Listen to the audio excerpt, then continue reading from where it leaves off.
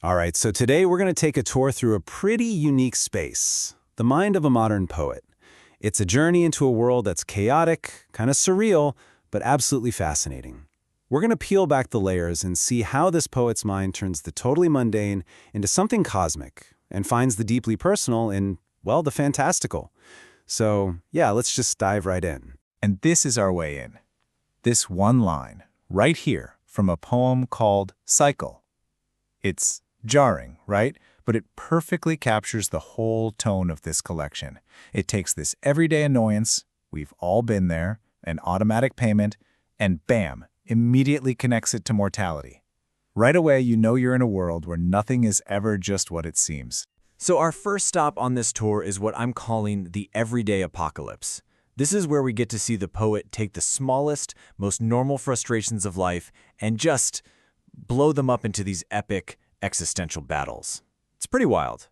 Okay, so picture this. It starts with something we can all relate to, right?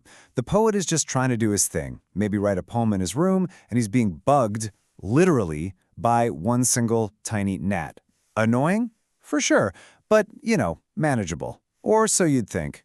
Not in this world, my friend. The escalation is immediate and it's huge. This gnat isn't just a pest anymore. Oh no. It's transformed into a demonic entity, a pure manifestation of evil. He practically sees it as Lucifer himself, buzzing around the room. And this entity, it even has a name. And this is where the mental spiral really just takes off. The poet imagines the gnat, now named Gregory, somehow pulling out a kitchen knife and whispering this direct threat. The personification here is so extreme, it's somehow both genuinely terrifying and, you gotta admit, darkly hilarious. And here's the punchline. After all that buildup, all that psychological warfare, the poet claps his hands together.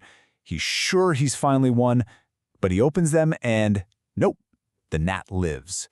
And that tiny failure is enough to spell his complete ruin, sending him into an absolute tailspin. And you see this mindset pop up everywhere, not just with demonic insects. In another poem, a simple debit transaction isn't just, buying something. It's framed as a debut, like this grand, dramatic entrance onto the stage of an inescapable cycle of debt. The big takeaway here is that in this world, the mundane is never just mundane. Okay, so now that we've seen how the poet sees the world around him, let's turn that lens inward. Let's look at how he sees himself. See, the poet doesn't just write these poems. He kind of becomes the main character in them. And what's so fascinating is how self-aware he is about all this. Right in the middle of that epic battle with Gregory the Gnat, he just states it plainly. I'm beginning to develop lore. He knows he's doing it. He's actively building a mythology around himself, turning his own struggles into this grand saga. Maybe it's a way to find some meaning or maybe some control in all the chaos. This new persona he's building even gets a name. In this moment of defiant inspiration, he channels his literary hero and just declares himself Edgar Allan Moore. It's such a bold, kind of funny claim that officially makes him the protagonist of his own poetic universe. And this self-mythology gets incredibly personal too. He completely blurs the line between a poem and a diary, writing these pieces that just feel like letters. He's talking to Lulu, a beloved cat that passed away, to Mole, a stray he calls the manifestation of not giving a fuck, and most tellingly, to himself, as Brandon, giving himself a little pep talk to keep going. Okay, so we've been through the apocalyptic everyday and the poet's own self-mythology. Now the spiral expands outward, way outward. This is its widest, most imaginative arc, where we just leave reality completely behind. So in one poem, the simple act of vaping launches this full-on science fiction epic. He imagines future poets totally untethered from Earth, doing these cosmic things like composing music in caves on Pluto or just drifting towards the event horizon of a black hole. The scale of it is just immense. And it's not just sci-fi. We go straight into cosmic horror. He invents these characters like Xanthus, this entity that existed before time itself, whose only purpose is to destroy the very idea of infinity. It's a genuinely chilling concept, right? A way to explore anxieties that are just too big to be contained here on Earth. This journey into fantasy also has a really dark side. In a poem called Magic Ring, he lays out this terrifying transformation. A cursed ring makes the wearer completely lose themselves. They start speaking in strange languages. They become a hideous abomination, and then they just vanish. And all that's left behind is the ring and an unfinished poem.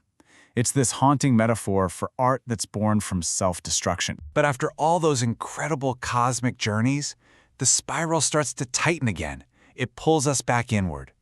From the absolute furthest reaches of imagination, we come back to the enigmatic center of it all, the self. And here, the poet confronts us and himself with these riddles of identity. It starts with a question that sounds simple enough: are you a Rachel or a Sarah? But that question quickly spirals into this surreal interrogation about personality and pain, challenging the whole idea that we even have a fixed self. And this is where we find the source of so much of that creative energy. There's this incredibly powerful love poem, Talking to Myself, and it reveals that the muse, the you he's been writing to this whole time, might not even be a real person. She's a vision, an idea that he writes for and bleeds for, a perfect creation that only exists in his mind. And in the end, this is where that spiral was always leading us. After the gnats and the spaceships, after the cursed rings and all the personal lore, it all just collapses into one fundamental question. Where is love and where is lust? And that's all he asks. It's this haunting, powerful question that sits right at the very core of this entire incredible journey.